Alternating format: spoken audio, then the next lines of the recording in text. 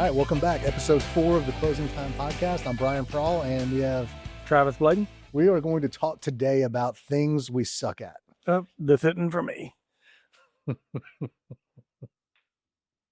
Is that because you suck at everything, or if you because I suck at everything? It's funny, we're joking about that, but in all seriousness, that is something that you and I kind of live our lives by. We always, I guess, want to get better, but that's sometimes channeled into thinking that we're not good at a lot of the things that we do. I would say in a healthy way, but why don't you go ahead and lead us off? What's a thing or two that you just think that you suck at? I think a big thing that I've been focusing on recently that I've learned, I think that I'm not great at, is called margin. So there's a book that was written called Margin that our small group at church is going through. It's a group of guys we'd get together on Wednesday mornings. We actually met this morning and we talked through the different chapters. So the definition of margin is your load versus your limit. And that's all aspects of life, right? It can be your walk in faith. It can be work. It can be family. And one of the examples in the book struck home with me because I think I do it more often than not with similar situations. It's the example is a friend or family member calls to tell you, or you see them in public and they tell you, hey, I just got diagnosed with cancer. And the response is, and that's awful news. If there's anything we can do for you, just let us know. And you've moved on with your day. The definition of the margin between your load and your limit, the premise is to keep that large, right? Because it allows you to create empathy and spend time in relationships, whether it be professionally, faith, or family, where I genuinely care about people. I don't genuinely take the time to make them feel like I care. And I think that's a very selfish thing, right?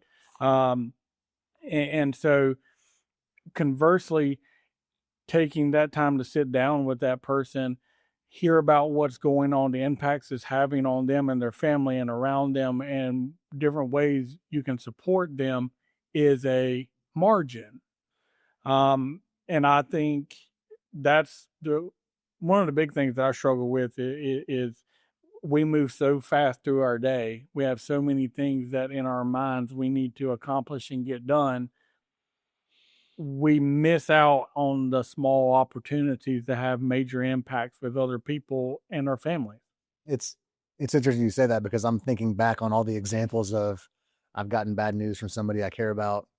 It's the same example you get where anytime a disaster or catastrophe happens, the thoughts and prayers, social media comments that, most people just think are bullshit, right? It's like, oh, cool, thoughts and prayers. I've accomplished what I need to, and now I'm moving on with what's most important to me.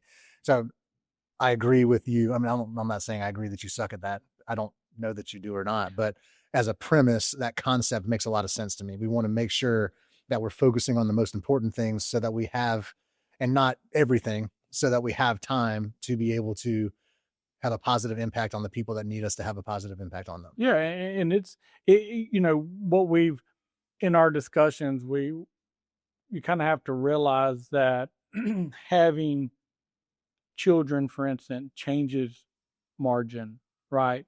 So typically your post-college years, but before children, you have more margin. You have children, it's kind of a bell-shaped curve. You lose margin as they get older and move out of the nest, per se. You gain some more margin.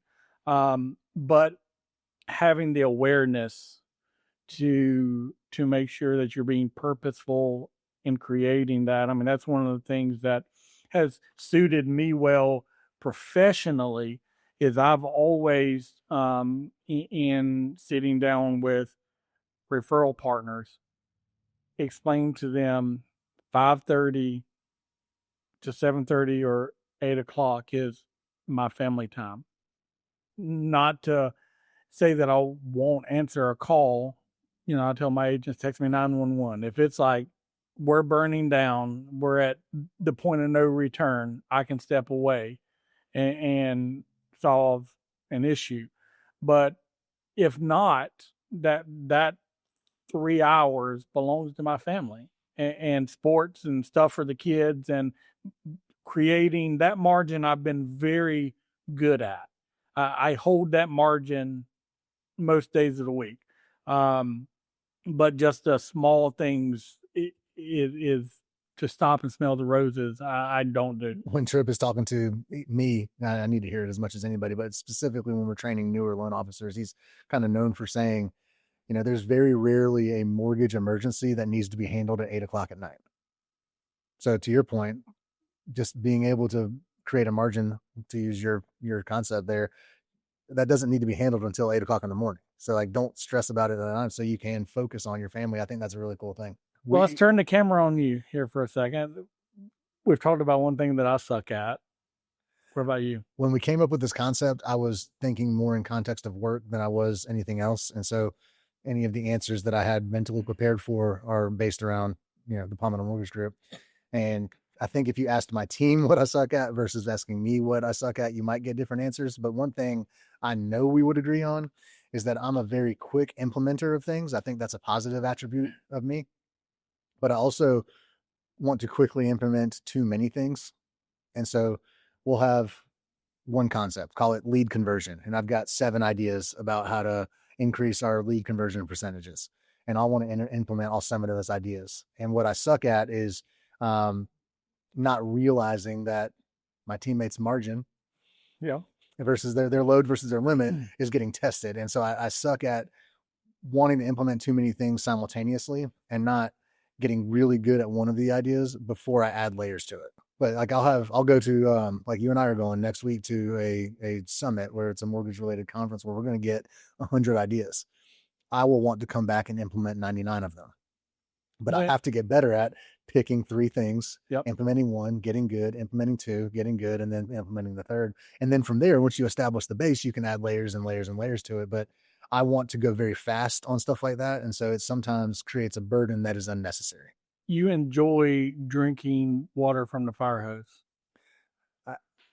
Apparently I suck at not drinking water from the fire hose. I don't know. But I mean, all of the ideas are good. So I just want to be able to snap my fingers and have a perfect business. And I'm getting better at realizing, I guess the second thing I suck at is expecting perfection immediately and not viewing it as a journey towards a better business. I want things to be right now. And I am not great at making that happen. Yeah. I think that was something early on in our careers.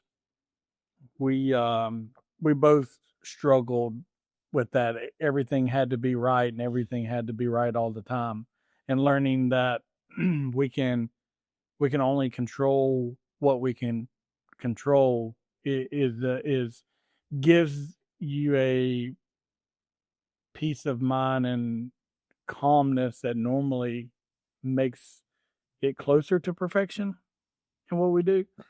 That kind of goes into a struggle of mine to perfection is style. I think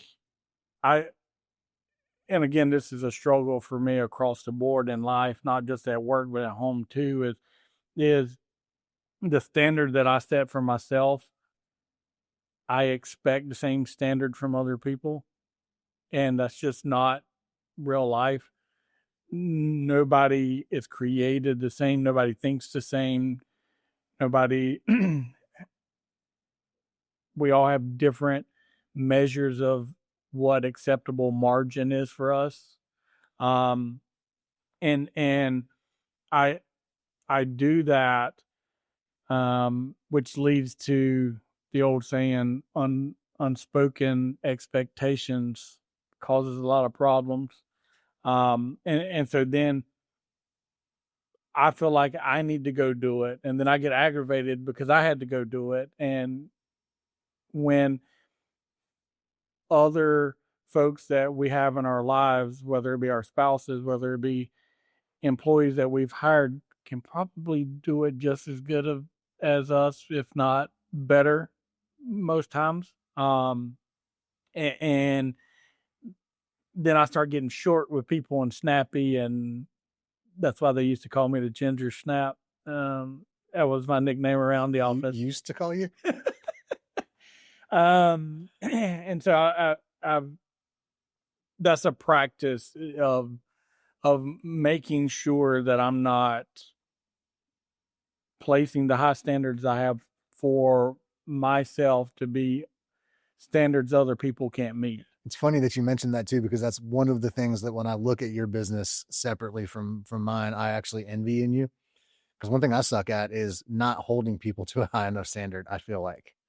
And so it's funny that we're on opposite ends of that spectrum. Like, you think you suck because you hold them to too high of a standard, and I think I suck because I don't hold them to a high enough standard. And like, for the record, if anybody on my team is listening to this or in any of our branches, I think that we have an incredible team. Everybody's awesome. I think that we could all improve. And what I struggle with, or I guess for this episode, what I suck at is criticizing or giving feedback to somebody based on an employee thing and having them not take it personally. Like, I have not developed the skill set as a manager yet to provide feedback to improve somebody's job performance and have them not take it as a personal attack. And I never mean it as a personal attack, but I don't know that we'll solve that problem today, but it's something that I feel like I suck at. I cannot help you with that because I also suck at that. And hopefully maybe at the summit that we're going to next week, that can be a question that we can ask some, folks and coaches who have been in the industry for a long time, what their experiences have been and what they've learned from how to cultivate and do that. Because I can simply have a one-on-one sometimes with an employee and they're offended when they leave because of something I didn't even think about came out. Yeah, what they should have been offended by was not what they actually were offended by. And we don't. Right. Back to your standard point earlier. So it's one of those things where it's like, I think you do a good job of holding people to a standard. But if I'm telling you something that you suck at, which I'm not, for the record, I just think this is like a mindset shift that has helped me a lot. And I learned it very, very early in my career was, if you're going to delegate a task to somebody, 80% as good as you is good enough. And if you can get into that mindset where it doesn't have to be 100% you, 80% of what you would have done is good enough, because it is allowing you to free up your time and create more margin so that you can go focus on growing the business. And so if it's something like, I don't know, a lead follow-up, and you're calling a bunch of, pre-approved borrowers and you're trying to convert them into business, if you would have closed 100 of them, but somebody you delegated it to closes 80, some people look at that as, I just lost out on 20. Yeah. Right. That's how I would look at it. But I look at it as, I gained 80 while I'm gaining another 80 over here. So at the end of the day, I've got 160 to your 100. Right. And so it's a good mindset to be, and not that you shouldn't try to get them to 100%, but if you can adjust your mindset, or anybody listening to this can adjust your mindset to 80% of you, if you're delegating, is good enough, it will allow you to scale your business as a result. Well, I think along those lines, what's really helped me in that aspect, if I, there's somebody listening that has that same mindset on it, is, I sat down with the team and we put standard operating procedures together for every job role, and they wrote them, and then we sat down and together tweaked them and build it out, added little things that I would do to help give a definition to the role. And I think that helps with defining what eases my stress or worry in that situation. And they know or feel empowered then to go do the task and report back the things that they know worry me or that I'm concerned with in the process. Have you already completed the SOPs? Yes. This is what we talked about. You'd let me copy I knew that was coming. because you would have Can done you it send those over to me? you would have done it 80% as good as me, but because I allowed you to do it and I'm just going to copy, now I get to go focus on growing the business and I'll just take your work. This is just like the CRM thing where we're building out things, a new CRM that we're both enrolling in and embarking on. And his implementation is already done and mine is not yet done because I'm building out milestones and tasks and this sort of thing. And Brian asked the company on the call last week, I think, is Travis done yet? Can I just use his milestones? And yes, I'll send those over to you. So one thing I suck at is stepping away from my business and focusing on things that will improve my business. Mm-hmm. And I know I'm self-aware of this, so I know this is something that I suck at, but I get stuck in the next phone call, the next lead, the next loan, the next follow-up, the next whatever, the next manager one-on-one, the next hire, the next whatever. And I don't often take the time to step away from the business and focus on the process improvements that need to be implemented. And so I'm very happy that you are better at that than me. Well, we've been asking each other to do that for a while. It's like, do we take 24 to 48 hours and go to the mountains or go here and just get all these things aligned, because we're good at and we suck at a lot of different things, but we mirror them together pretty good. Mm-hmm. And so that's always a good thing. Let's turn it a little bit to we've kind of talked about a couple things that we're not so great at. What do you think the average, we'll start with loan officer, struggles with the most today that holds them back from big growth? Being overwhelmed with ideas and not following a very simple plan. That's an easy answer for me. As a new loan officer, I remember it. I deal with loan officers on a daily basis, and there are no shortage of ideas out there for loan officers or really realtors or any salespeople to like grow their business and go get more business from. And so you get paralyzed by the amount of things that you can do without picking one thing and focusing on it and going to do it. So like a new loan officer or any loan officer needs to generate leads. That sounds very easy, except when you come down to like, how do I do that? Do I build a social media platform? Do I start a podcast? Do I call real estate agents? Do I call divorce attorneys, financial advisors? Do I call my family? Where do I go? And I think most people get overwhelmed with the amount of ideas that there are out there, and they don't pick one and focus on it and implement it. Hot take, call real estate agents. I mean, that's if you're a loan officer listening to this and you don't call real estate agents, go find another job. I mean, that's going to be 80% of your business if you have a good balanced business. Yep. So I know we have some real estate agents that listen and follow the podcast, and I'll kind of take that. I think in the real estate industry, we've hit on it several times. Past database is a massive thing. Most real estate agents don't reach out to their past clients. None do. And I think that is the lowest hanging fruit in the real estate industry for a seasoned agent to go after. Also, low hanging fruit for a new agent, because I would go to my broker or I would go to seasoned agents in my office who they don't have time. And hey, can I call your past clients? And I just get a referral fee from it. It's a good idea. Because that gives them a database of people that they more than likely can buy or know someone who can. And run CMAs for them, ask them if they know anybody buying or selling. It gives them reps in what they need to be good at.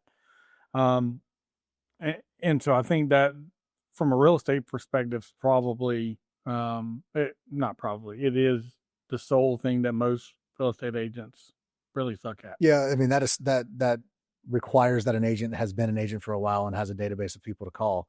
And so, yeah, to your point, like everybody is aware of the stats that everybody says they're going to use their same realtor after they buy a house, and like nobody does, whatever the numbers end up being. So the good thing about calling your past clients is it's an easy phone call to make for agents because you already have established relationships with these people. They like you, hopefully.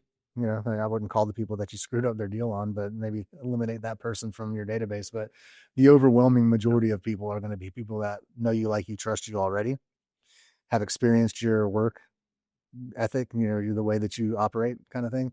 And to your point, usually people that qualify for homes hang out with other people that qualify for homes. So your lead conversion is going to be higher than it would be from, you know, an internet lead source like Zillow or Sync or realtor.com. Yep. And so, and it's more fun because the strategy I'm always talking about with agents is like, you're calling them to add some sort of value. Like you're going to call them and say, hey, it's been a year. Congratulations. How's everything going? Kind of get a feel for what's going on in their family. And then you could say something very simple like, hey, a lot of our clients that are about a year into their home are noticing issues with things like my electric or plumbing or roof or landscaping or whatever. And then that creates an opportunity for you as the real estate agent to refer somebody that is a professional that could be a referral partner for you as well. So then once you do that, you are now giving before you're receiving, which makes it a lot easier to ask for referrals from your landscaper or roofer or whoever. So it's like the snowball effect of growing your business starts at calling your database to add value, check on them, keep the relationship going. Like I think most realtors assume that we're telling them to call their database so they can, you know, get them to sell their house and buy a house.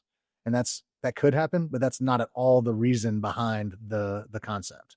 Like the goal is to provide a value, maintain and deepen the relationship, and then create opportunities for you to refer other people in your professional network so that you can then grow your business and your referral database that way. Yep. I agree. What else do you suck at? What do our wives tell us that we suck at? Oh, I know.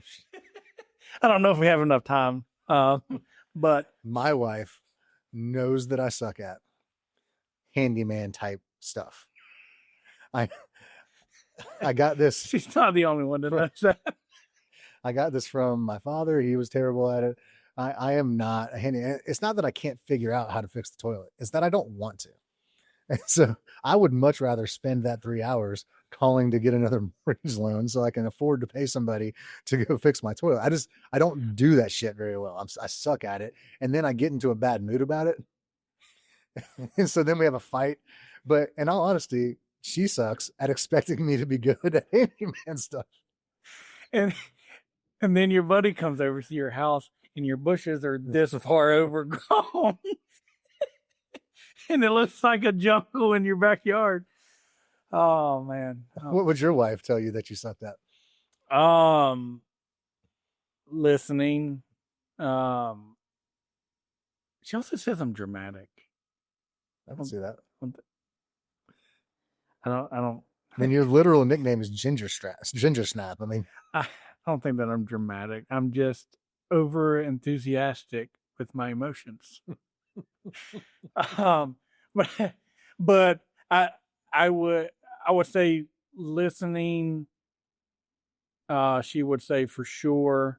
I hear everything, but I don't listen to much. Is I think what did the common theme. Never what a comedian says. He's on doing a stand-up routine. He says, "My wife tells me I don't listen," which is such a strange way to start a conversation.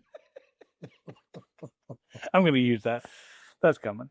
I think secondly, she would probably say that I forget to tell her things are happening. Well, I mean, so she's not good at reading your mind. That's her fault. That's what I say. She's perfect. She should be able to read my mind. But we're doing better on that. We fill everything in the family calendar now, so we don't miss much. Do y'all use a family calendar? I have to use a calendar. If it is not on my calendar, does your work stuff go onto your family calendar? No, family goes to work calendar. How do you make? All right, outside of this episode, I need you to teach me how that happens because we use an Apple calendar on our iPhones, but then I have my Outlook calendar and they're separate, and I have to it's like double the work for me, and so a lot of things do get missed. All right, I mean, we don't need to talk about that now, but Yeah, I mean, I do need help. if it's not on my calendar, like I calculate drive times and all that stuff, but because if it's not in there, I'm not showing up. And I recently started using, what was that? Calendly. And so we have all of our pre-approval calls, when we're going face-to-face meetings for disclosure calls. We send that link to the client and they pick a time that works for them. So I have to have my calendar filled out completely every single day, or I look like a schmuck because I have to call them like, hey, can we bump this or do this? So, which is, it saved the staff a lot of time because they were getting aggravated trying to figure out what works for me and the borrower at the same time. Now you just send them a link and they can pick whenever they want. Not just my wife, but here at work as well. That's one thing that I also suck at. I have all these things in my brain and sometimes forget to communicate that to people that need to know the information. So we're building systems to try to help me not suck at that. But currently it is something that I'm not very good at. I guess it would be relative. I don't know if I suck compared to everybody else, but I suck to compare to what my standards should be. Does that make sense? Yep. It does. I think we could go for another 7 hours on sucking, but I don't want to bore people with that. No, that was good. That was good. I think it's important. We want to be real on these episodes, and so before we finish up, though, we did get a question on the podcast. So let's see what this says. How did you guys establish your connections with realtors and other people? I'm hearing networking is the key these days, but how do I start with only knowing my family and friends? I'll let you answer. That's a good question. That's a great question. So we're in the midst of that with a loan officer in my office. She's just turned 21, new to the business, newer to our community. And she posed a similar question to me. And I told her to get involved in what's going on in our community. Go to business networking events, Rotary, Kiwanis, small business groups. I'm not a big fan of what's the lead network groups, GBN or whatever it is. BNI. There you go. Because I don't want to be told who I have to send things to. But the more that you can be out of the office in your community, involved with other people who can learn your why and what you do for a living, can help organically grow that. Second, I think just as a loan officer, picking up the phone and asking real estate agents to meet with you. Yeah, that's 100%. So cold calling realtors is a place you're going to have to start at some point in your career. I still do that to this day. Mm-hmm. However, it is a lot easier to make the call go better if it isn't 100% cold. So I would say get involved in your local realtor association and go to those meetings. That is a consolidated group of people that sell real estate that you can make a few connections and then follow up with to set a more firm one-on-one or another phone call. So that's way number one, is go get involved in your realtor association. I think that is a key and needs to be something that you do no matter what. I do like your point about local community stuff too, because those aren't necessarily realtors, but a lot of real estate agents are in the Chamber of Commerce in a lot of areas. And then you're also providing a community service, which is going to help the connection deepen. And after that, cold calling and following up. So anytime you meet an agent or a prospective referral partner at any event and you get their business card or their phone number, make sure you call them and thank them for meeting you. Make sure you ask for that face-to-face appointment. Make sure that you are following up after the fact, and make sure you're asking for business. I think that was what most loan officers really suck at not closing. And I think a lot of people assume that closing is like some used car, pitchy, cheesy sales thing, and you have to go close. It's not that. It's closing for me is just simply asking how I can help you. What can I do to earn your next referral is a line that I use all the time. It's genuine for me because I want to know what they're looking for out of me as a lender. I want to know what I can do to separate myself from every other loan officer that exists, provide a higher level of service, and make sure that I'm adding value to you. Because at the end of the day, a real estate agent wants to know that when they refer a client to a loan officer, that their paycheck is safe. Yep. Right. So number one is you've got to be really good at your job, understanding guidelines, understanding processes, understanding contingencies and when things need to happen. And that requires experience. But even without the experience, make sure that you have a team and a process that is going to be designed to help realtors not have to worry about things, but then ask for it. Like I all the time am asking, what can I do to get your next referral? And then they may say nothing. But if I ask enough times, they may say, you know what? I really could use XYZ. Well, you know what my job is at that point? Providing XYZ. And so I think closing is something that people suck at, but the question was specifically how you made the connections. And so I think what you said is 100% accurate, and then getting involved in realtor associations. And that's why I said the community piece is because those business people who have been in the community, they're going to know realtors and referral partners that they can make connections with for you. It's a warm connection. You're a real estate agent who is super busy